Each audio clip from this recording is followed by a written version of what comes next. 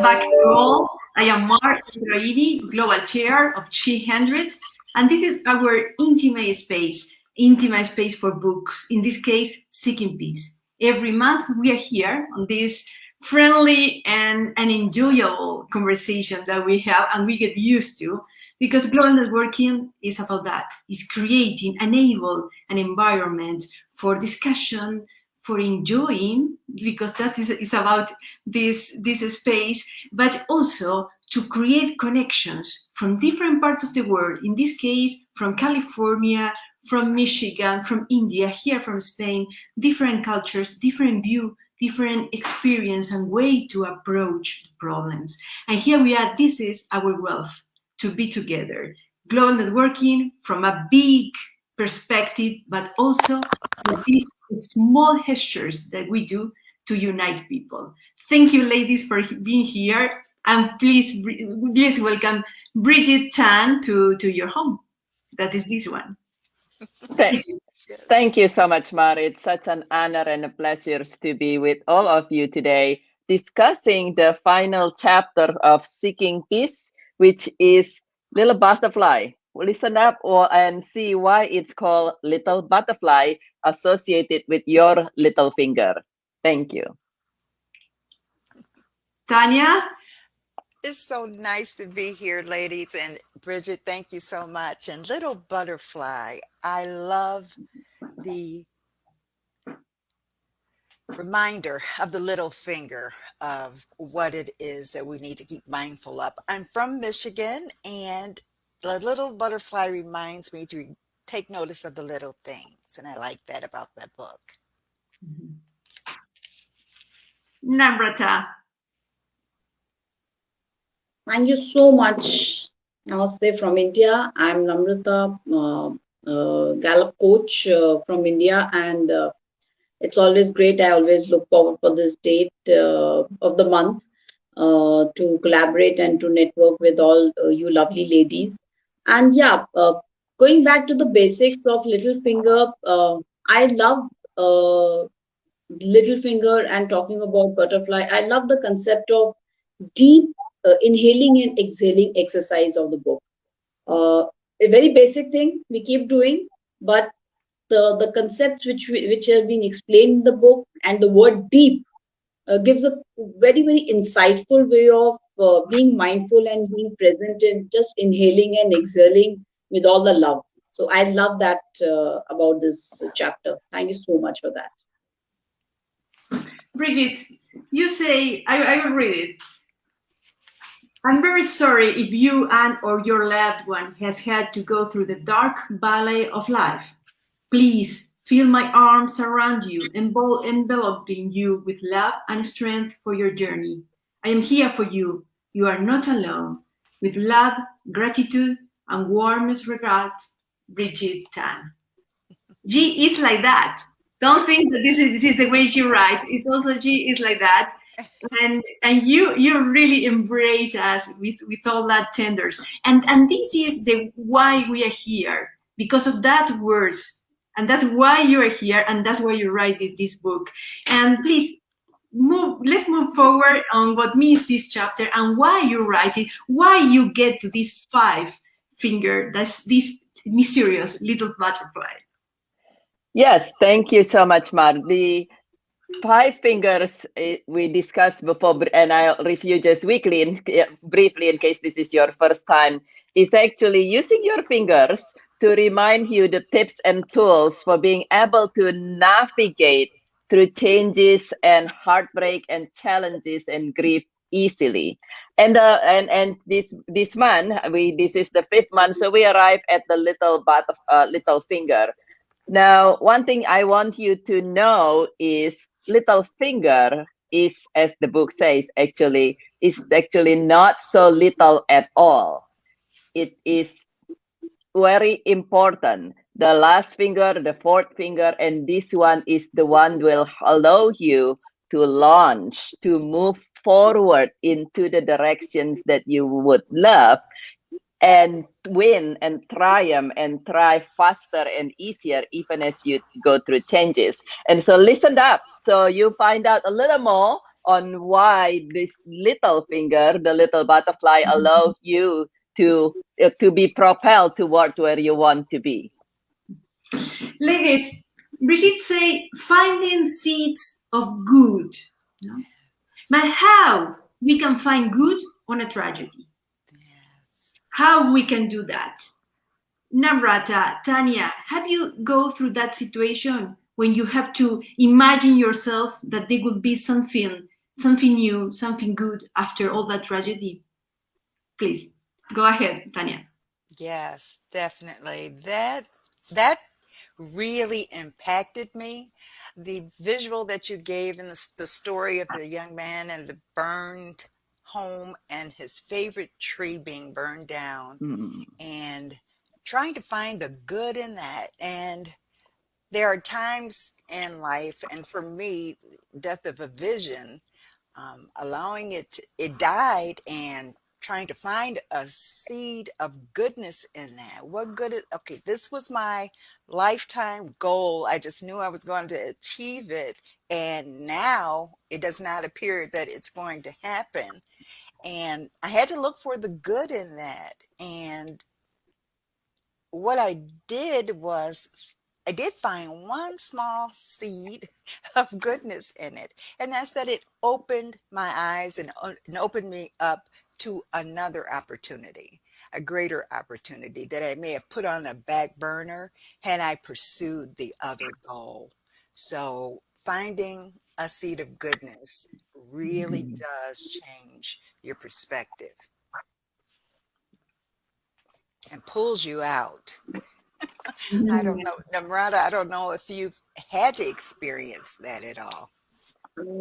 Yes, I have experienced this, and very, very challenging that moment is, that it's very easy to say that, okay, just accept it and just face it, and life will change. There will be something good in it. So, what I have realized in these kind of situations is that it's ultimately our choice. It's ultimately our choice, and the first step that we have to take is to just accept whatever grief has happened, or whatever wrong or whatever bad has happened. And once we accept, then understanding the essence of the universe, that whatever is planned for the goodness, Yeah. is also being accepted by us. So again, going by the book, that it's our choice, that accept that particular phase, is very, very, I have been very mindful in accepting that particular situation. And once that acceptance comes, then the moment becomes, the grief moment reduces, the moment of the grief reduces from maybe months or years to just couple of days. So that's how I have dealt. Mm, that's I know that all of you are wise and strong ladies. I know that. But do you think that your culture, your religion impacts you differently on the way you find this seed of goodnesses? I yeah. would say that yes, yes, and it's a yes and situations for me in helping people find seed of goodness. Yes, your culture, your religion, and just like even on we talk in the on the second finger in the second chapter about fingerprint, not just religion and culture, but individual uniqueness. So yes, that's different, and at the end of the day, we're all human. We're all here for humanity. We're all here, like you said at the introduction, Mar, for a global connection. And so when we say, okay, yes, what's our individual, but what is the final goal for the humanity, for global connection? If you want to, I can share a little, actually a little bit brief story on why it's become five finger, but it's the same thing, the seed of good from an adversity. And for what we're here for, we're all here for each other. And if we use that as a guiding post, then it's become a universal thing on how do we want the seed is the question. That's true. Navratak, what do you think about that? From India, that always say the Mother India. What think Mother India of this seed of goodness is? Yeah, lovely, Bajit. You have put it across so beautifully that actually humanity is the core value for all we human beings. Today we are here, tomorrow we might be somewhere else. And yeah, talking about India religion, definitely the religion does pay us does guides us in accepting the goodness, is because, and in every part of the world for that matter, it's the goodness which matters ultimately. Our existence being human is to follow the humanity, the path of humanity. And what are the constructs of human beings? The construct is first and foremost is being human, first and foremost is being good about it. And that's what is, I think, about each and every religion, and that's what I bring from India as well. Hmm. That's something. Okay. I'm glad you mentioned that, Mar um, and Bridget, the impact of your religion and your background and the goal for humanity, and how we can work together. And that reminds me, the book has been just so helpful, Bridget, because for me, culturally, as an African American, we normally in a grief situation gather around, and there's food and fellowship and support of the person who lost a loved one.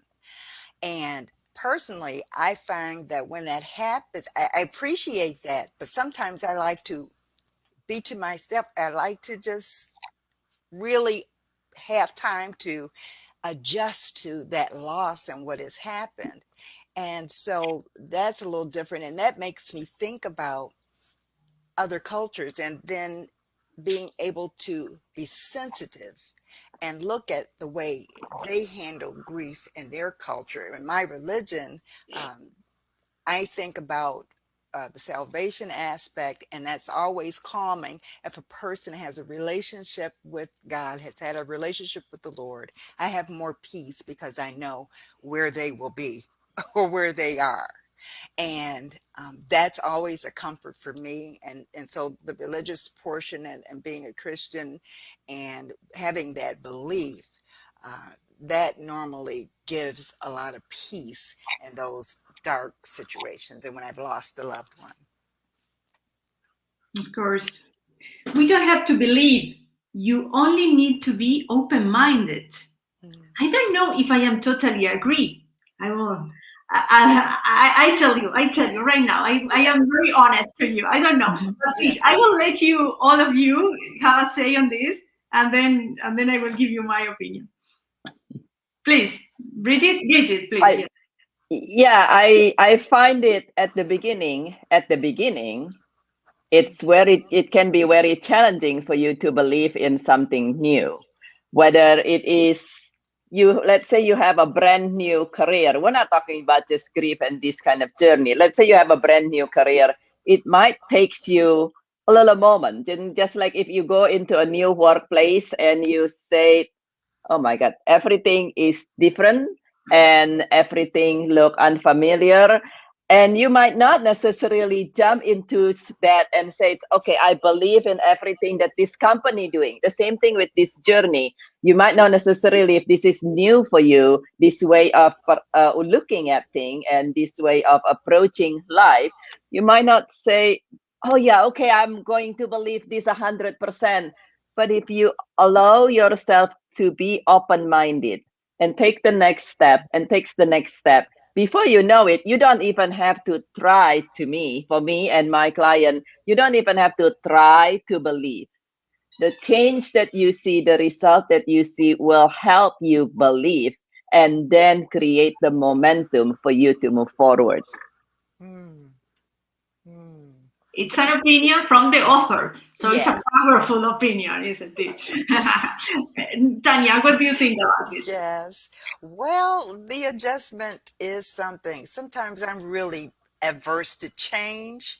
I like the comfort of what I've been doing. So a new situation like that, and I've had that experience, a new job and new relationships and meeting new people, and for them to have different perspectives in the way that they interact.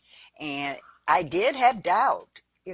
I fight doubt. And so the being open-minded, I know it's important, and it is expands you. It opens you up to be able to deal with this situation. But I can admit that that is a challenge for me, a challenge. So Indeed. Namrata, please. Amazing, amazing to listen. Yeah, I mean, being working and coming from the kind of background of army as an officer, so adaptability and all has never been an issue. Definitely, this kind of pandemic situation has given a different things altogether. However, I have always been open-minded in terms of embracing changes. While coaching, what I have come across, what stops people in being open-minded is the fear factor. And the fear factor, if the fears when are identified, then the concept of open mindedness they are able to understand, and then of course it takes no time to move ahead, or whether in their career or in their personal relationships, or as an individual in their life. So with open mindedness I have kind of aligned fear while having interaction with a lot of my clients as a coach. I'm glad you mentioned that fear factor, because I find that that is it. And once you do identify what the fear is, it is more easy for you to move through. Mm, yeah. All You right, know, Mar, we're ready. you're writing, yes, yes. I don't know how to ask you for that. Okay, so I threw the bomb. I said because for me, you say first is to be open-minded. Open-minded, I relate it to what means rational thoughts. Mm, And then you said, but first is to believe. To believe for me is more when you go through a tragedy, to a desperate situation. It's a matter of faith. It's something that you can rationally is the end of everything. mm, So for me, faith, believe for me that even it could be a miracle. Even in that sense of faith, I see in it. Even if anyone can make it, okay, but something will happen that I could go through that. So for me, faith goes before, and then you see it's connected. It was a tricky question that I had before. Yes, yeah, but you about that I do that. Because religion, I think it had a very important impact on that seed, that we believe, and we water in with the idea that they will grow, not knowing what happened, but we with this faith, with this belief that they will grow. yeah. And that's the beauty part of this. Everybody see it differently. And some, like you, Mar, you have faith and you can tap into that before you even explore things. And some don't. And everybody is unique, just like we said in the chameleon fingerprint chapter. And if you ever look at butterfly, this is called little butterfly. If you ever look at butterfly, they are all beautifully different, just like we are. I knew that I will not convince you, Brigitte. Because Brigitte looks very, very tender, but she's very strong. She has very strong personality, and I accept it. I accept it. Just my opinion. Let's go let's move forward. Every seed needs to be planted and nurtured before we can harvest the fruit. This is beautiful, Brigitte. Congratulations for all, but this one is something so special. Yes, please. Y- Yeah, many times when we go through things, and of course it's human, it's very natural to say, okay, I'm going through this and I want to see the good right now. I want to have things change and everything suddenly beautiful again. And it's very normal. But for us to grow, if you don't, even if you say to do this, I forgot the name of the process, where you take part of the tree and then you grow it. that tree still got to grow. So everything's going through a growth process. And sometimes what defeat us, sometimes what defeat us from being able to grow and to become what we are more meant to be is actually not the event itself, but us getting impatient. Yeah. We say, we want the result right here, right now. Okay, well, we're not seeing it. We're Yes. going to give up.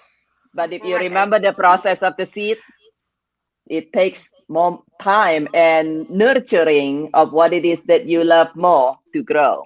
Yes.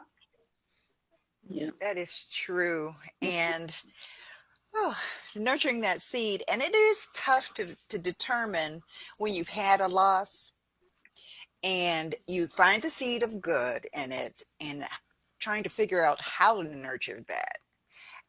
I think giving it that attention and repeating and reminding yourself regularly what that good was that came out, what has opened up for you, or that memory. Finding that one memory or something that you can cling on to that won't keep you stuck in the past, but to give you a forward thinking attitude. I lost this person, but this person told me to go about, live my life, make the most of it. And so I do have permission. And that's something that we struggle with. I know I have. I don't, and I'm sure other people have too, with giving yourself permission to move forward. You want it to happen right away, but just like the butterfly and the metamorphosis of it, you have to go through different phases and different steps. And there's pain and heartache, and you need that and the overcoming of it in order to gain that strength to move through. So you do want it to be instantaneous, but you have to go through the process. I love that. Thank you for reminding that, Tanya. That is very true. It can be challenging for some to even find the seed, and for most of us to nurture it and to grow it. And that's what we are here for you for. If you're listening to this, that's what I'm here, as I said in the book that Mar says at the beginning. If you never grow, if you read the book, it actually tells you about this client who grow a lot of tree. He still does. And I don't know anything about growing tree. And now we become friends, this client. And I call him if I have a new tree to grow. I call and I say, hey, Mark, let me help me out with this, because that's what mentor for. That's what coach is for, to help you learn and navigate things that's new for you. And I'm here for you. You can reach me on my website. You can email me. You reach me through this platform, because if it's new for you, it's a lot easier if you have somebody that can hold your hand. And even for all of us, at least for me, something happened. There are times I say, okay, this just not seeing any seed here. I texted my mentor. So we're here for you. I'm here for you. And so just know it is a lot easier to go through the storm with somebody else who know how to go through the storm already. Of course, of course. Namrata, what happened on that metamorphosis, that messy process that Brigitte defined it? What happened when often requires another struggle before we can fly? Yeah, definitely. Struggle is there, and it sometimes really become very, very challenging. Although you consider yourself highly evolved, you consider yourself highly, taking on with the situations, but um, even when you accept and you're ready to accept that, okay, I do not want to be strong and I just want to be going with the flow. uh, I think extremely patient, and an enormous amount of perseverance is required to be in the situation, and to just be with the flow, and to have that kind of faith that yes, I mean the goodness which is waiting for you will come very soon. So this patience and perseverance are two elements which have really helped me, which I have also taken time to actually find out that what should I be doing in these kind of challenging situations. Uh, they have been very very helpful in and they have been really made my things more clear, and clarity in my thoughts have come. So in these kind of struggles. Wow.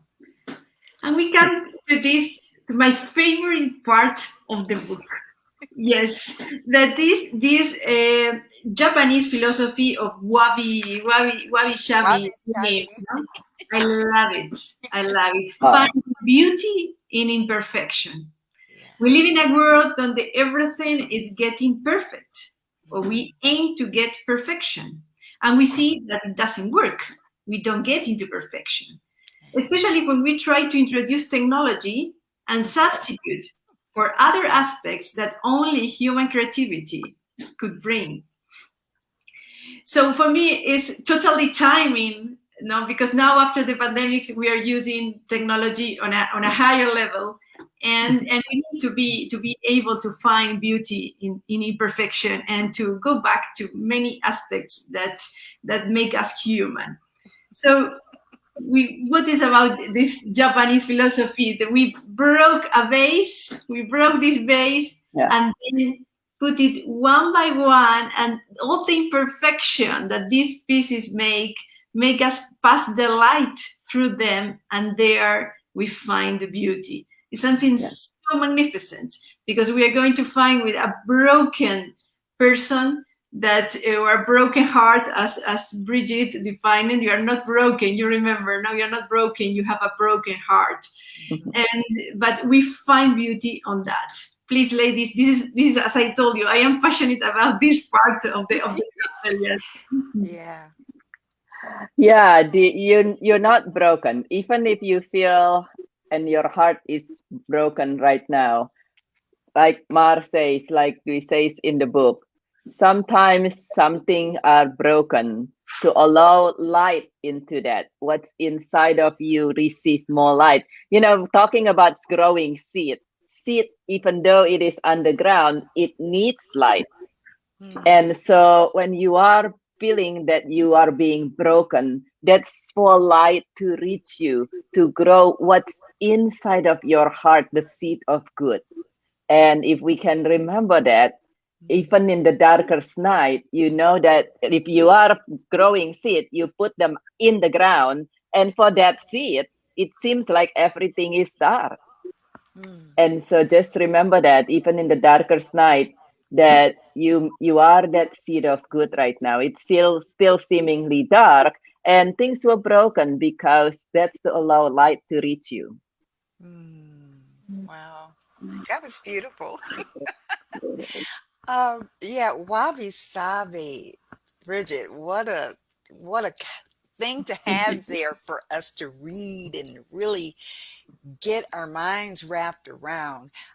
Especially if you tend to have a perfectionist kind of attitude and you want everything to work and you want it all to fit together perfectly, and then it doesn't.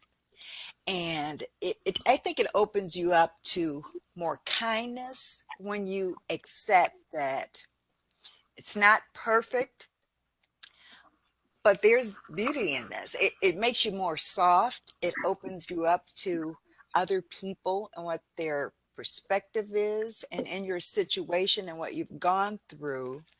Um, that brokenness and that vulnerability allows you to be perceived differently as well. You perceive what's around you in a more kind way. And that's something we need to do. I'm going to repeat myself about giving yourself permission.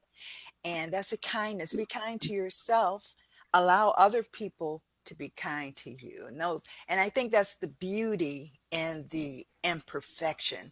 It opens you up to be able to receive from other people when they want to show their kindness or support to you in those very dark moments.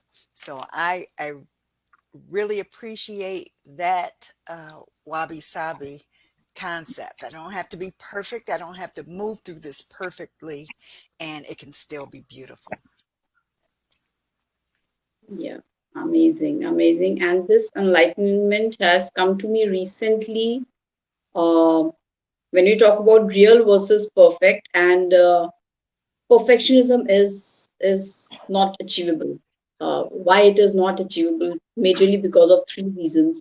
Everyone has different perspectives. So even if I am putting my best, I am trying to be perfect, be it at home or at work, the perspective of other person will always vary. So how much efforts to put in to be like that person or to be in that organization to impress or to do my things in that particular fashion. That's just not possible. So just be beautiful, just do your best, just be real at home and be at work is something what I have realized. Second, perfectionism is not possible because everyone is bound to commit errors. It is just not, I mean, it's only and only one Supreme Lord who is perfect, who cannot commit errors, who cannot commit mistakes. Rest, we all human beings, it's better to achieve our reality. It's better to be real and beautiful rather trying to achieve those unachievable heights or unachievable expectations of other people. So Yeah. that's the reason, this is the second reason why perfectionism is not possible. And the third, what I have realized is that people tend to, or even we tend to lie or even tend to hide certain things to normalize some situations or some conflicts and all these things. So that is the reason why being real, being beautiful, being kind is more authentic as a human being, and being perfect is not possible till the time God is there, is what I have come as a realization, is what this realization has come to me.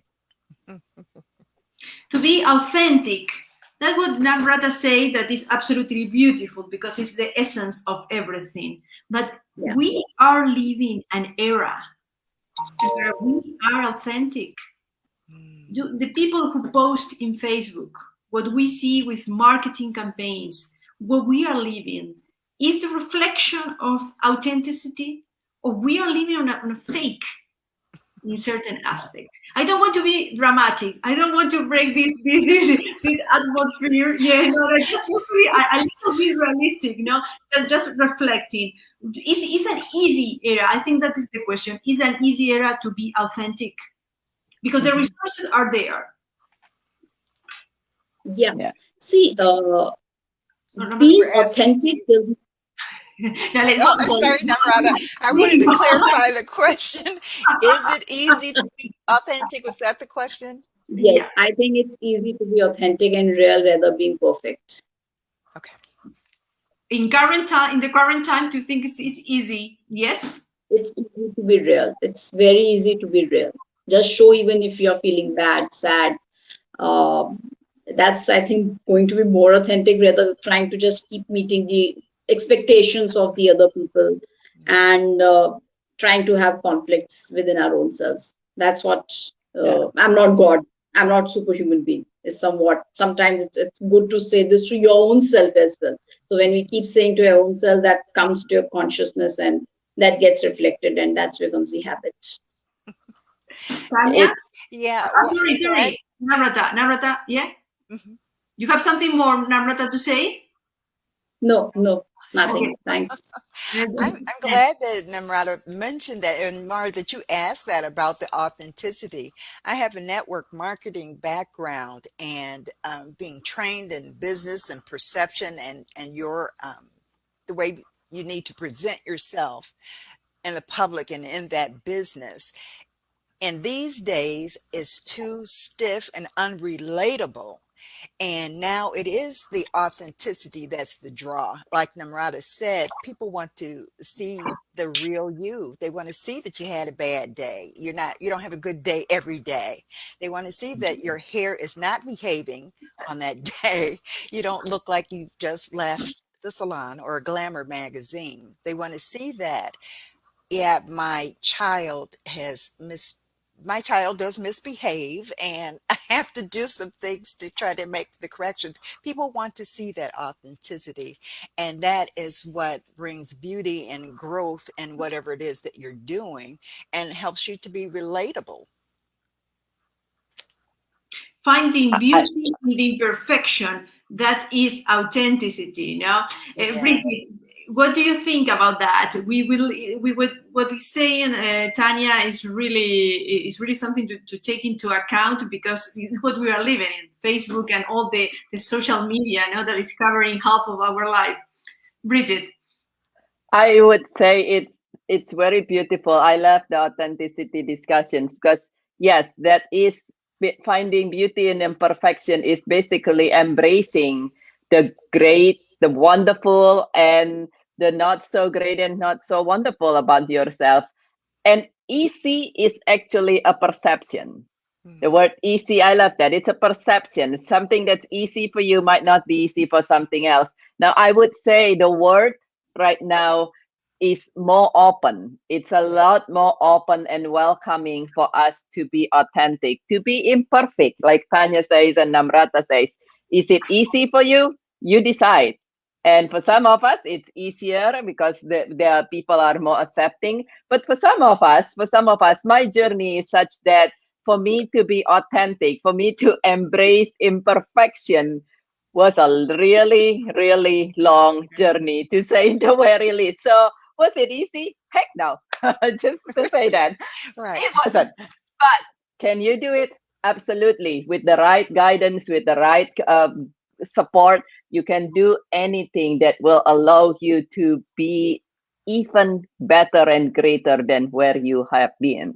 So, but I love that. It's yes, I think the word's much more welcoming to be authentic right now, and we can help you make it easier if that's something you facing a challenge with. Yes.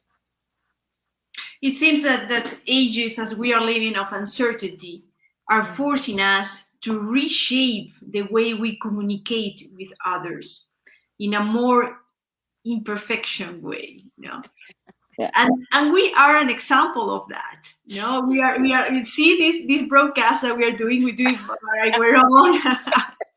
So we don't have a studio. We created by our own, and we call it empowerment, Yes. and we could call it imperfections as well. No, so they have the pros and cons, but also this authenticity goes also of a matter of intimacy. We are showing our intimacy to others, Yeah. and that's not easy for everyone. Mm. No, for example, for myself. What about you? What about this seeking peace through showing and explaining your intimacy? How you cope with that? How I cope with being more authentic and intimacy, it's a step-by-step process. I would say it's everything that if you're not familiar, it's a step-by-step process, and the more you do it and the more guidance you have and the more support you're doing this. Now when I do seeking, by the time I created Seeking Peace, it's actually started out with my dominant hand became paralyzed suddenly. And in 2 weeks, I became disabled and lost everything that I know, it's seemingly for my life. And back to that seed of good, you can choose to say everything's ending right now. And at that time, with the decades of training in grief, I say, you know what? No, there is a seed of good, and actually the good will be not just for me, but back to the humanity, it will be for others as well. So what can I do? I still have another hand. So and was it easy to do everything? I would say there are times that I want to just go under the blanket and being authentic. There are times I want to go under the blanket and never get out, and there were times that I just go in the corner, sit on the floor and kick my my feet up and just like cry and scream and my to the point my cat one time come in and he's just looking at me. It's like, are you okay? So, but with support and with guidance, you can do it. You can absolutely do it. But for me, I have decades of training already. And if you're not, we're here for you. For anybody who watch this, I'm happy to provide you complimentary laser coaching. If you are facing something that, weighing your mind, just give me a call. We meet on Zoom or somewhere or talk on the phone, and I'm happy to provide you complimentary laser coaching, because it's something that sometimes take practice, and support. Just the last minutes for a wrap up. I would like to remind you all that this book, 100% of the proceeds of this book goes to the International Childhood Cancer Society. So please don't forget that. Yes. Namrata, your final thought about this it's truly inspiring book from Brigitte. Yeah, thanks so much. I still remember our interactions on LinkedIn, and gone through the book with the able guidance of my friend Birgitte and Tanya.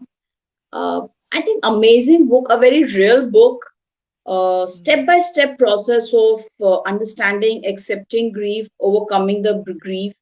And the best part about this book, which I found, is it's a very this these things are very much known to us. It's just the way things have been organized and structured in this book. I think it is an immense help to people who have gone through a grief, or who are going through any kind of loss of partner or heartbreak in their life.